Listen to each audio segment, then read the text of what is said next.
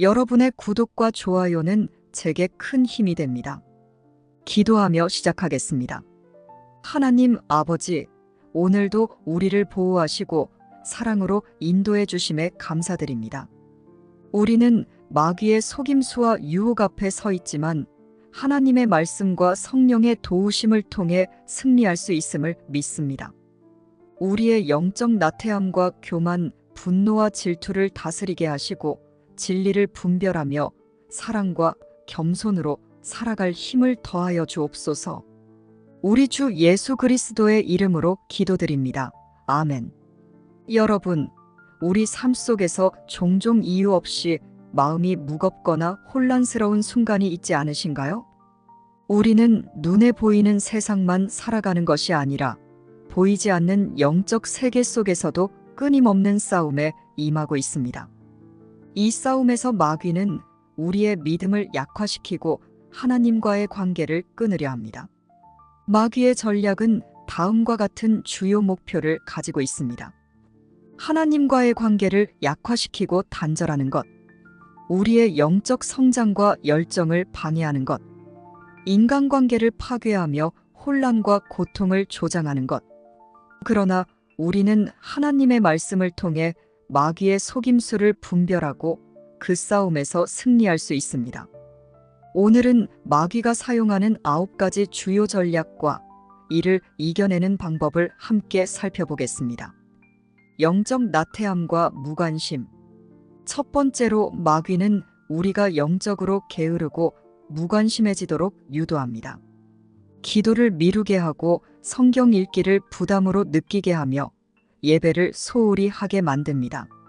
이런 나태함은 하나님과의 교제를 약화시키고 우리의 영적 성장을 막는 첫 번째 장애물입니다.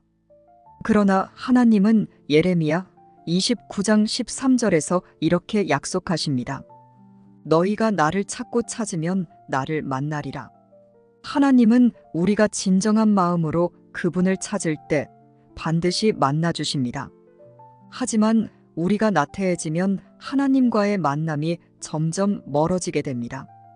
또한 로마서 12장 11절에서는 이렇게 말씀하십니다. 부지런하여 게으르지 말고 열심을 품고 주를 섬기라. 하나님은 우리가 열정과 부지런함으로 그분을 섬기기를 원하십니다. 나태함을 극복하기 위해 우리는 매일의 일상 속에서 시간을 정해 기도와 말씀 묵상을 실천해야 합니다. 어떻게 시작할 수 있을까요? 매일 10분이라도 시간을 정해 말씀을 읽고 기도하십시오. 작은 목표로 시작해 점차 시간을 늘리며 하나님께 집중하는 훈련을 해보세요. 또한 믿음의 동반자와 함께 기도 제목을 나누며 서로 격려하십시오. 영적 나태함은 단순한 게으름이 아닙니다. 그것은 마귀가 우리의 영혼을 약화시키기 위한 첫 번째 발걸음입니다. 하지만 부지런함과 열정으로 하나님을 찾을 때 우리는 그분의 임재를 경험하며 영적 힘을 얻게 될 것입니다. 거짓 교리와 가르침의 유혹. 마귀의 두 번째 전략은 거짓 교리와 잘못된 가르침을 통해 우리의 믿음을 흔드는 것입니다. 우리는 진리로부터 벗어나지 않기 위해 항상 경계해야 합니다. 요한복음 8장 32절에서 예수님은 이렇게 말씀하십니다. 진리를 알지니 진리가 너희를 자유롭게 하리라. 거짓 교리는 우리의 마음을 혼란스럽게 하고 영적 속박을 가져옵니다. 오직 하나님의 진리만이 우리의 영혼을 자유롭게 할 수 있습니다. 또한 데살로니가전서 5장 21절에서는 이렇게 가르칩니다. 모든 것을 분별하고 선한 것을 굳게 잡으라. 우리는 성령의 도움을 통해 선과 악을 분별하며 성경 말씀을 기준으로 올바른 가르침을 붙들어야 합니다. 마귀는 때로 진리처럼 보이는 거짓말로 우리를 속입니다. 예를 들어 내 노력으로만 모든 것이 가능하다는 가르침은 겉으로는 긍정적으로 보이지만 하나님을 의지하지 않게 만드는 위험한 왜곡일 수 있습니다. 그렇다면 우리는 어떻게 대응해야 할까요? 첫째, 성경을 깊이 묵상하십시오. 말씀 안에서 하나님의 진리를 발견하는 것이 거짓된 가르침을 이기는 열쇠입니다. 둘째, 성령의 인도하심을 구하며 모든 가르침을 하나님의 말씀에 비추어 판단하십시오. 셋째, 건강한 신앙 공동체와 함께 올바른 교리를 나누며 서로를 격려하십시오. 거짓 교리는 마치 눈에 보이지 않는 함정과 같습니다. 하지만 우리는 하나님의 진리라는 강력한 무기로 이 함정을 피할 수 있습니다. 하나님과의 관계를 파괴하려는 자. 마귀의 세 번째 전략은 하나님과 우리의 관계를 파괴하는 것입니다. 그는 죄와 유혹을 통해 우리가 죄책감에 빠지게 하며 하나님께 나아가는 것을 가로막습니다. 죄책감은 마치 무거운 짐처럼 우리의 영혼을 짓누르고 점점 더 하나님과 멀어지게 만듭니다. 하지만 야고보서 4장 8절에서는 이렇게 약속하십니다. 하나님께 가까이 하라 그리하면 너희를 가까이 하시리라. 우리가 죄로부터 돌아서서 하나님께 나아가기를 결심할 때 하나님은 우리를 기꺼이 받아주십니다.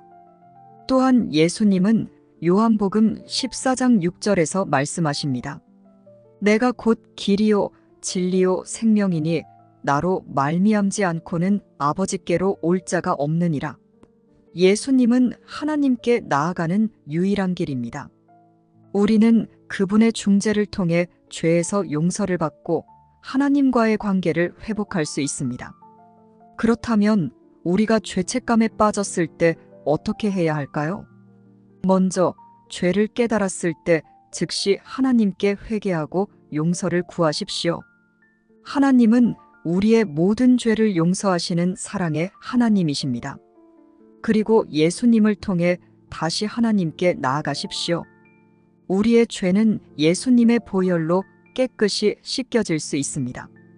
마귀는 우리의 죄를 이용해 하나님과의 관계를 끊으려 하지만 하나님의 은혜는 그 어떠한 죄보다도 강력합니다. 하나님의 약속을 붙들고 그분께 나아갈 때 우리는 언제나 새롭게 시작할 수 있습니다. 끊임없이 분노를 자극하는 자. 마귀는 분노를 통해 우리의 영적 상태를 약화시키고 인간관계를 파괴하려 합니다. 분노는 우리를 하나님과 멀어지게 하며 갈등과 상처를 더 키우는 도구가 됩니다. 예를 들어 직장에서 부당한 대우를 받을 때나 가족 간에 반복되는 다툼 속에서 우리는 분노를 느낍니다. 마귀는 이러한 순간을 이용해 우리의 마음속에 더 큰 화를 심어 놓습니다.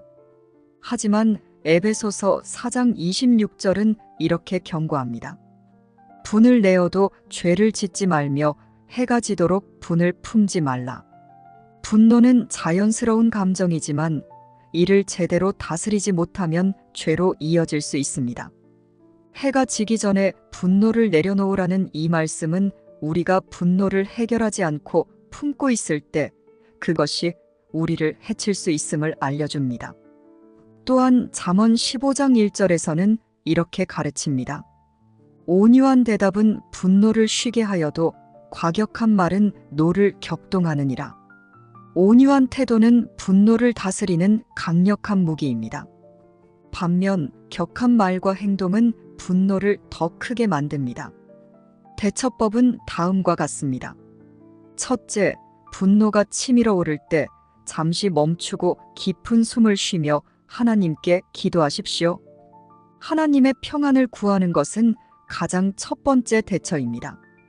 둘째, 갈등 상황에서 온유한 태도를 유지하려고 노력하십시오. 부드러운 말과 태도는 종종 분노를 진정시킵니다. 셋째, 용서를 선택하십시오. 분노를 해결하기 위해서는 원인을 제거해야 합니다. 용서의 마음은 하나님께서 주시는 은혜에서 비롯됩니다. 분노는 우리의 감정을 지배하려는 마귀의 도구입니다. 하지만 우리는 하나님의 말씀과 성령의 도우심으로 이를 다스릴 수 있습니다. 에너지를 소모시키는 자. 마귀는 우리의 에너지를 소모시키는 전략으로 우리를 지치게 만듭니다. 끊임없는 걱정과 불안은 우리의 영적, 정신적, 육체적 에너지를 고갈시킵니다. 또한 마귀는 바쁜 일상과 분주한 생각들로 하나님께 집중하지 못하게 방해합니다. 베드로전서 5장 7절은 이렇게 말씀합니다. 너희 염려를 다 주께 맡기라. 이는 그가 너희를 돌보심이라. 우리는 하나님께 우리의 걱정과 불안을 맡길 때 그분의 돌보심 안에서 쉼을 얻을 수 있습니다. 그러나 마귀는 우리의 걱정을 키우며 이를 스스로 해결하려는 부담감을 심어줍니다. 예수님은 또한 마태복음 11장 28절에서 이렇게 초대하십니다. 수고하고 무거운 짐진 자들아, 다 내게로 오라. 내가 너희를 쉬게 하리라. 우리가 예수님께 나아갈 때 그분은 우리의 피곤함을 가볍게 하시며 영적 안식을 허락하십니다. 대처법은 세 가지입니다. 첫째, 걱정이 몰려올 때 모든 염려를 하나님께 맡기십시오. 기도를 통해 하나님의 돌보심을 구하고 그분의 계획을 신뢰하십시오. 둘째, 스스로를 지치게 만드는 일정이나 활동을 점검하고 하나님과의 시간을 최우선으로 재조정하십시오. 셋째, 하나님의 말씀을 묵상하며 그분의 약속을 기억하십시오. 성경은 우리에게 평안과 쉼을 약속합니다. 마귀는 우리의 에너지를 소모시키고 영혼을 지치게 하려 하지만 하나님의 돌보심 속에서 우리는 새 힘을 얻을 수 있습니다. 과거를 끄집어내는 자. 마귀는 우리의 과거를 상기시키며 죄책감에 사로잡히게 합니다. 이미 하나님께 용서받은 죄를 떠올리게 하여 우리가 여전히 정죄받고 있다는 거짓말을 믿게 만듭니다. 과거의 실수와 실패는 우리를 짓누르고 하나님의 은혜에서 멀어지게 하는 도구가 됩니다. 그러나 하나님은 히브리서 8장 12절에서 약속하십니다. 나는 그들의 죄악을 기억하지 아니하리라. 하나님은 우리가 회개한 죄를 완전히 용서하시며 더 이상 그것을 기억하지 않으십니다. 하지만 마귀는 과거를 끄집어내어 우리의 마음에 죄책감을 심어 하나님께 나아가는 것을 방해합니다. 또한 고린도후서 5장 17절에서는 이렇게 말씀하십니다. 누구든지 그리스도 안에 있으면 새로운 피조물이라. 이전 것은 지나갔으니 보라, 새 것이 되었도다. 우리는 예수 그리스도 안에서 새로운 삶을 시작할 수 있습니다. 과거의 죄와 실수는 더 이상 우리의 정체성을 결정짓는 기준이 아닙니다. 대처법은 다음과 같습니다. 첫째, 과거의 죄책감이 떠오를 때 하나님의 용서와 은혜를 기억하십시오. 하나님은 이미 당신을 용서하셨습니다. 둘째, 자신의 가치를 하나님의 사랑 안에서 새롭게 정의하십시오. 당신은 새로운 피조물입니다. 셋째, 매일 기도와 묵상을 통해 하나님의 약속을 붙드십시오. 정죄의 목소리에 귀 기울이지 말고 하나님의 진리로 마음을 채우십시오. 과거는 우리를 묶어두기 위해 존재하지 않습니다. 하나님의 은혜 안에서 우리는 자유롭게 앞으로 나아갈 수 있습니다. 숨겨진 의도를 가진 자. 마귀는 겉으로는 선해 보이는 행동이나 사람을 통해 그 안에 악한 의도를 숨겨 접근합니다. 겉보기에는 돕는 것처럼 보이는 상황이 실은 당신을 넘어뜨리려는 함정일 수도 있습니다. 이러한 속임수는 우리가 영적 분별력을 키우지 않는다면 쉽게 넘어갈 수 있습니다. 요한일서 4장 1절에서 하나님은 이렇게 경고하십니다. 영들을 다 믿지 말고 오직 영들이 하나님께 속하였나 분별하라. 겉으로는 진실되고 선해 보이지만 실제로는 마귀의 도구로 작용하는 사람과 상황이 있을 수 있습니다. 우리는 성령의 도움으로 이러한 숨겨진 의도를 분별해야 합니다. 또한 마태복음 10장 16절에서는 예수님이 말씀하십니다. 보라, 내가 너희를 보냄이 양을 이리 가운데로 보냄과 같도다. 그러므로 너희는 뱀같이 지혜롭고 비둘기같이 순결하라. 우리는 마귀의 속임수에 넘어가지 않도록 지혜롭게 행동해야 하지만 동시에 순결함을 잃지 말아야 합니다. 대처법은 세 가지입니다. 첫째, 모든 상황에서 성령의 인도하심을 구하십시오. 의심스러운 사람이나 상황이 있다면 기도하며 하나님의 뜻을 분별하십시오. 둘째, 하나님의 말씀을 기준으로 판단하십시오. 성경은 우리가 옳고 그름을 판단할 수 있는 분명한 기준을 제시합니다. 셋째, 지혜와 순결함을 함께 갖추십시오. 뱀처럼 지혜로우면서도 비둘기처럼 순결한 태도는 우리를 보호하는 중요한 원칙입니다. 관계의 파괴와 분열. 마귀는 인간관계에서 오해와 갈등을 조장하며 공동체와 가정을 파괴하려 합니다. 특히 가정과 교회처럼 영적 공동체에서 일어나는 분열은 마귀가 사용하는 가장 흔한 전략 중 하나입니다.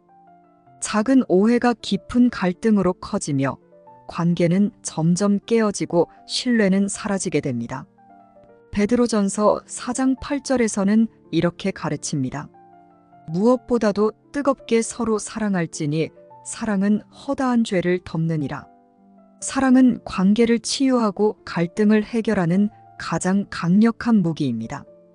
우리는 하나님의 사랑으로 서로를 품어야 합니다. 예수님은 또한 요한복음 13장 35절에서 말씀하셨습니다. 너희가 서로 사랑하면 이로써 모든 사람이 너희가 내 제자인 줄 알리라. 우리가 사랑으로 서로를 대할 때 그것은 단순히 관계를 회복하는 것을 넘어 세상에 예수님의 사랑을 드러내는 강력한 증거가 됩니다. 대처법은 세 가지입니다. 첫째, 갈등 상황에서 용서와 화해를 선택하십시오. 용서는 관계 회복의 첫걸음입니다. 둘째, 갈등의 원인을 대화로 해결하십시오. 열린 마음으로 상대방의 이야기를 듣고 서로의 입장을 이해하려고 노력하십시오. 셋째, 기도를 통해 관계 회복을 하나님께 맡기십시오. 중보 기도는 관계의 회복에 놀라운 능력을 발휘합니다. 마귀는 우리의 관계를 파괴하려 하지만 우리는 사랑과 용서를 통해 이를 극복할 수 있습니다. 성공에 대한 질투와 시기. 마지막으로 마귀는 우리가 다른 사람의 성공을 시기하거나 스스로의 성공으로 교만해지도록 만듭니다. 성공은 하나님께서 주신 축복이지만 마귀는 그것을 통해 질투와 교만이라는 죄를 심습니다. 질투는 우리를 혼란 속으로 밀어넣으며 관계를 깨뜨리고 하나님과의 교제를 약화시킵니다. 야고보서 3장 16절에서는 이렇게 경고합니다. 시기와 다툼이 있는 곳에는 혼란과 모든 악한 일이 있음이라. 질투와 시기는 우리의 마음을 혼란스럽게 하며 나아가 악한 행동으로 이어질 수 있습니다. 또한 빌립보서 2장 3절에서는 이렇게 가르칩니다. 아무 일이라든지 다툼이나 허영으로 하지 말고 오직 겸손한 마음으로 서로를 낮게 여기라. 성공은 하나님의 축복입니다. 이를 자랑하거나 교만하게 여기지 말고 겸손한 태도로 하나님께 영광을 돌려야 합니다. 대처법은 다음과 같습니다. 첫째, 다른 사람의 성공을 진심으로 축하하고 하나님의 축복을 함께 기뻐하십시오. 둘째, 자신의 성공을 하나님께 영광 돌리는 도구로 사용하십시오. 성공은 나눌 때 그 의미가 더 커집니다. 셋째, 질투와 교만을 느낄 때 하나님께 기도하며 겸손함과 감사함을 구하십시오. 마귀는 질투와 시기를 통해 우리를 넘어뜨리려 하지만 우리는 겸손과 감사로 이를 극복할 수 있습니다. 마귀의 속임수는 우리가 하나님과 동행하는 삶을 멈추게 하려는 전략입니다. 그러나 하나님의 말씀과 성령의 도우심으로 우리는 모든 싸움에서 승리할 수 있습니다. 기도와 말씀 묵상으로 하나님의 지혜를 구하십시오. 관계 속에서 사랑을 실천하고 성령의 분별력으로 마귀의 속임수를 물리치십시오. 하나님은 항상 우리와 함께 하시며 그분의 사랑과 인도하심으로 우리는 영적 승리를 이룰 수 있습니다. 기도하며 마무리하겠습니다. 사랑하는 주님, 우리의 분노와 걱정을 하나님께 맡기며 평안과 안식을 구합니다. 숨겨진 의도를 분별하게 하시고 갈등과 분열 속에서도 사랑과 용서를 선택하게 하옵소서. 또한 우리의 성공을 통해 하나님의 영광을 드러내며 다른 이들의 축복을 진심으로 기뻐하는 겸손한 마음을 허락해 주시옵소서. 마지막으로 우리의 삶이 하나님의 진리를 증거하며 하나님과 동행하는 승리의 여정이 되게 하옵소서. 오늘도 주님 안에서 승리하게 하실 것을 믿으며 예수님의 이름으로 기도드립니다. 아멘.